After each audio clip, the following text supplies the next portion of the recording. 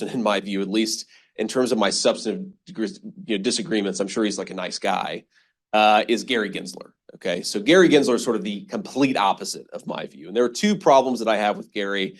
One of which is that I think he wants to inject politics way too much into the actual business of securities in the United States of America. But in some ways, the more fundamental issue, or at least the most relevant issue for this particular conference is the approach that Gary has taken to regulating blockchain and crypto seems to be almost the exact opposite of what it should be. And I'm oversimplifying a little bit, but the question the SEC seems to ask in regulating crypto is this a token with utility? And if it's a token with utility, then they seem to want to ban it. And if it's a token without utility, they don't seem to care.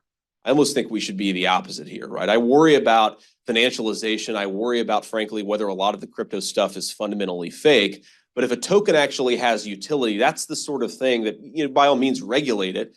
By all means, be careful about, how consumers interact with it. But you don't want to just get rid of this stuff. And here's where I really, really worry about this is a lot of the newest challengers to social media, the social media incumbents of 2024 are going to require some blockchain technology to make their business work.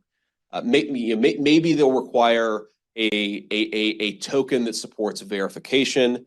There are all of these ways in which the companies, when I talk to sort of friends who are still in the VC industry, the companies that are most exciting to them, they're doing actual things in communications in the 21st century, in 2024, I should say. Those companies very often rely on high utility tokens to do things like verification. Well, if we're not making it possible to do verification, then we're going to make it really hard to challenge the existing incumbents in the space.